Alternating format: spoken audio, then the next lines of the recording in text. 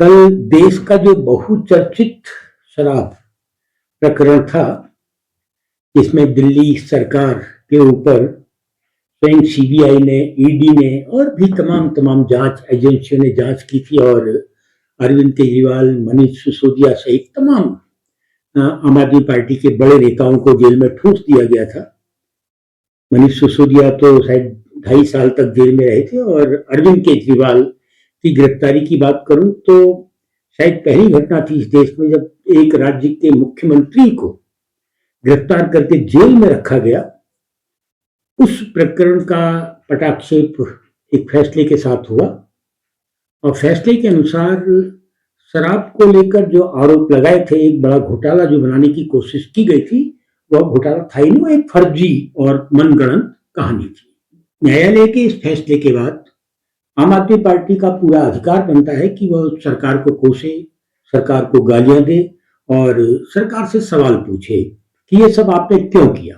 आम आदमी पार्टी का ये भी हक बनता है कि वह दिल्ली में नए सिरे से चुनाव करवाने की मांग करे, क्योंकि देश के सर्वोच्च न्यायालय के किसी एक जज ने तब के मुख्यमंत्री अरविंद केजरीवाल को किसी भी चुनाव सभा में जाकर प्रचार करने पर रोक लगा दी थी, क्योंकि उस बहुचर्चित मामले में फैसला आ गया। फैसला सीधे सीधे आम आदमी पार्टी के पक्ष में गया है, तो कई दिन तक सोशल मीडिया में ये मामला दिखाई देगा ही देगा। फैसला आने के बाद मीडिया के सामने अरविंद केजरीवाल रोए।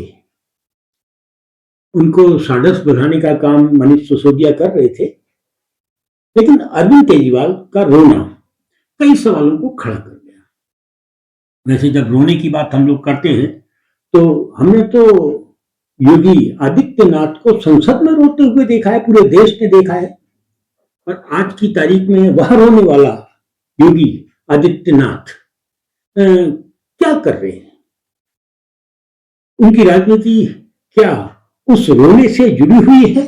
खैर, ये जनता तय करे कि वो किस प्रकार की राजनीति कर रहे हैं। उसको याद दिला रहा था कि वो संसद में रोए थे। अरविंद केजरीवाल जब रो रहे थे कल, तो कई सवाल आ रहे थे कि शीला दीक्षित, जिनका दिल्ली में किया हुआ विकास अभी भी खड़ा है, दिखता है, जिसकी बराबरी अरविंद केजरीवाल नहीं कर पाए, भारतीय जनता पार्टी का भी कोई दूसरा मुख्यमंत्री नहीं कर सकता है। उन शीला दीक्षित के विषय में किस भाषा का इस्तेमाल यही अरविंद केजरीवाल करते थे? छोड़ देते हैं, चुनाव की भाषा हो सकती है, लेकिन एक नए किस्म की जो राजनीति हम मांगते हैं उसमें इस भाषा की उम्मीद भी हम नहीं करते हैं। खैर, छोड़ देते हैं। दुनिया के नामचीन जाने माने, यानी कि दुनिया की जितनी भी महान हस्तियां हैं, बौद्धिक क्षेत्र की, राजनीतिक क्षेत्र की, वे यदि किसी को बड़े चाव से, गंभीरता से सुनते थे तो वो सुनते थे डॉक्टर मनमोहन सिंह को। अमेरिका के पूर्व राष्ट्राध्यक्ष ओबामा ने तो खुद कहा कि डॉक्टर मनमोहन सिंह को सुनना अच्छा लगता है। एक दो बार नहीं, कई बार कहा। उन मनमोहन सिंह के बारे में किस गंदी से गंदी भाषा का इस्तेमाल करने की होड़ अरविंद केजरीवाल और उनके एक दो छुटभइये नेताओं में लगी हुई थी, पूरा देश जानता है।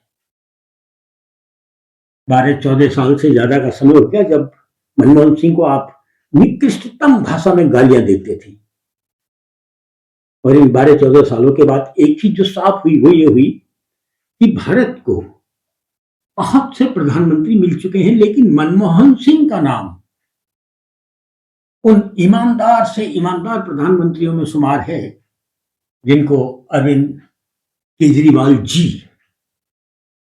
बहुत भद्दी भाषा में संबोधित करते थे, गालियां देते थे। सोनिया गांधी, वर्तमान दौर में नेतृत्व में उदारवाद होना बहुत मुश्किल से मिलता है, लेकिन सोनिया गांधी में उदारवाद फूट फूट कर भरा हुआ है। उन सोनिया गांधी को लेकर, लेकिन अरविंद केजरीवाल जिनको हम यह मानकर चलते हैं कि वो तो साहब कॉलेजों से निकले हैं, उन केजरीवाल जी ने सोनिया गांधी के लिए किस निकृष्टतम भाषा का इस्तेमाल किया था ये तो पूरा देश जानता है। सोनिया गांधी के लिए, शीला दीक्षित जैसी सुशील और सभ्य महिला के लिए, दुनिया के महानतम अर्थशास्त्रियों में से एक, भारत के प्रधानमंत्री, और ऐसे प्रधानमंत्री जिन्हें डूबती हुई नैया को उबारा और एक ऐसा देश दिया जो अभी कम 50-60 साल तक वर्तमान अर्थव्यवस्था और दुनिया के देशों से किए गए समझौतों को लेकर मनमोहन सिंह को याद करेगा। उनके लिए बोले गए सारे के सारे शब्द कल मानस पटल पर इसलिए दोबारा आ गए क्योंकि अरविंद केजरीवाल जी, आप कल रो रहे थे या रोने की नौटंकी कर रहे थे, या इस रोने वाले वीडियो को लेकर कल के दिन आप शायद नई किस्म की राजनीति तो शुरू करने वाले नहीं है। वैसे अब एक दौर चल रहा है, मुझे मनों क्विंटलों के हिसाब से गाली दी जाती है का दौर, मेरी मां को गाली दी गई का दौर, शायद उसी दौर में आदरणीय अरविंद केजरीवाल जी आप भी अपने को अधिक सुरक्षित देखते होंगे, इसलिए तो कल आप खुश होने की जगह रोने की नौटंकी करने से नहीं चूके। खैर, फिर मिलता हूं।